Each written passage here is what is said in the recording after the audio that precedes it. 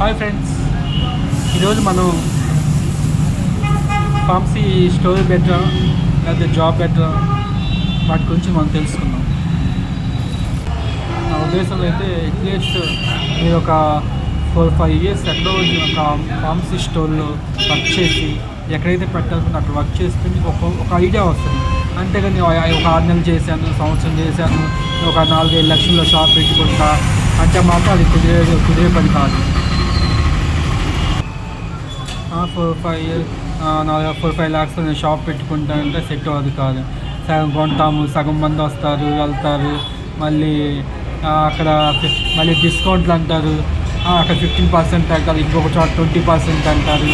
మనకు వచ్చే షాపుల్లో మనం అద్దెలు కట్టుకుంటూ ఎక్కడి కట్టాలి, ఏం చేయాలి, ఇవన్నీ కష్టం. అట్లీస్ట్ ఒక 12-13 lakhs కానీ 20 lakhs కానీ ఉంటే ఒక పెద్దగా ఓపెన్ చేసుకొని అన్ని మెడిసిన్స్ పెట్టుకొని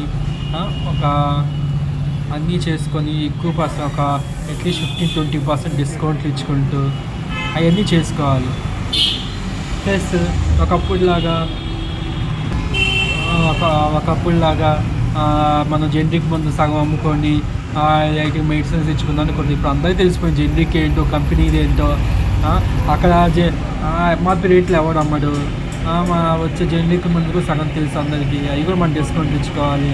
మనకు వచ్చే 5 రూపాయలు 10 రూపాయలు బ్యాలెన్స్ చేసుకోవాలి. ఎంఆర్పీ రేట్లు అమ్ముకోలేము.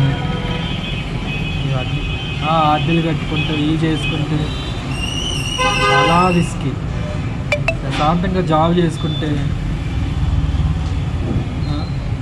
అట్లీస్ట్ స్టార్టింగ్ ఒక 20,000, 30,000, 20,000, 25,000 స్టార్టింగ్ తీసుకున్నాం. ఇట్లా 3 yearsకి ఎంతో కొంత ఇంకా పెరుగుతూ ఉంటుంది.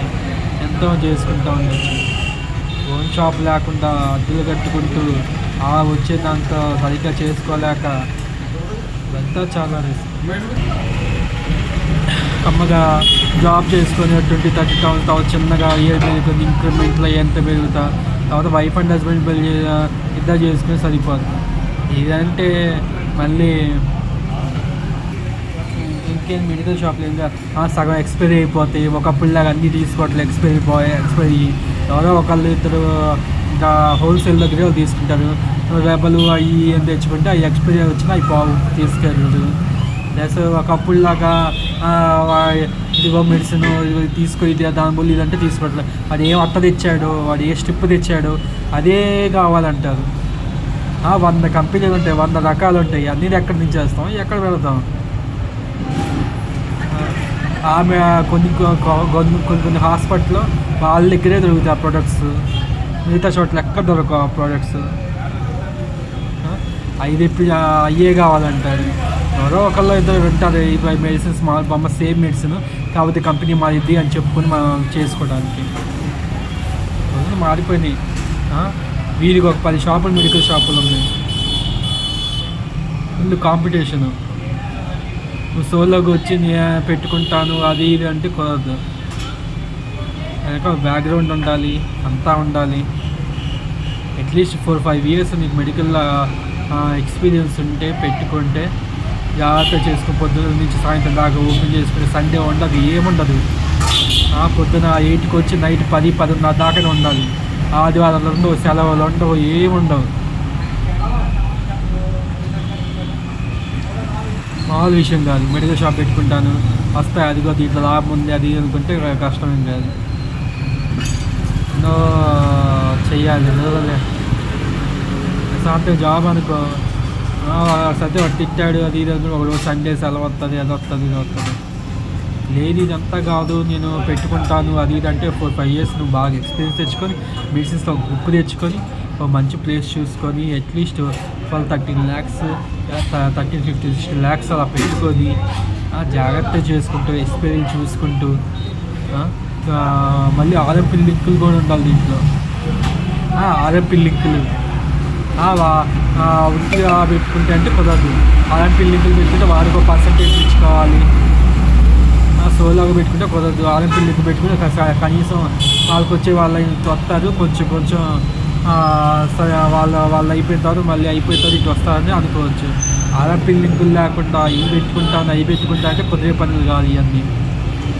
చాలా ఉంటుంది విశేషం.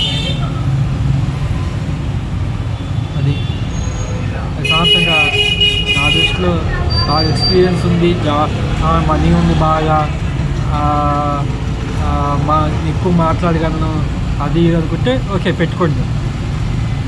లేదు నా దగ్గర బడ్జెట్ తక్కువ, ఏదో లేదు నాకు 5-6 months నేను చేశాను నేను పెట్టుకుంటాను అంటే మాత్రం వద్దు. అసలు ఫార్మసీ స్టోర్ పెట్టుకోవద్దు. మళ్ళీ దీంట్లో కూడా ఉంటాయి, వాళ్ళు చదివించుకోవాలి.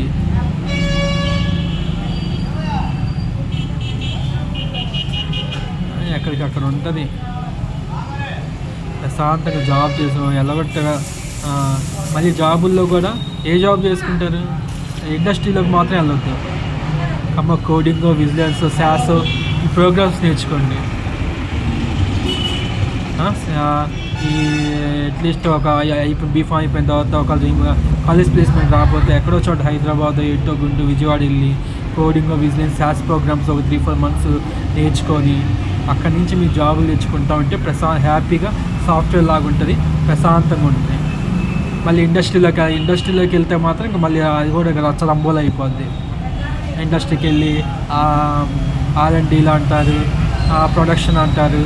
ఇక ప్రొడక్షన్లోకి వెళ్తే ఇక పని ల్యాబులు అంటారు, నుంచుంటా ఉండాలి. ప్రశాంతంగా అయిపోయింది. కోడింగ్, విజిలెన్స్, శాస్ ప్రోగ్రామ్స్ వీటి మీద వెళ్తే ప్రశాంతంగా సాఫ్ట్వేర్ లాగా ఉంటుంది. ప్రశాంతంగా చేసుకుంటే Saturday Sunday second Saturday holidays సెలవులు వస్తే ఈజీగా వెళ్ళిపోవచ్చు. అది నా ఒపీనియన్. ఇంకా మీకు ఏమనిపిస్తే చేయండి. మీకు ఏమైనా డౌట్స్ ఉంటే కింద నాకు కామెంట్ చేయండి, నేను అన్నీ ఎక్స్ప్లెయిన్ చేస్తాను పర్సనల్గా. ఇంకా మరిన్ని టాపిక్స్ గురించి కింద నన్ను ఫాలో అవ్వండి.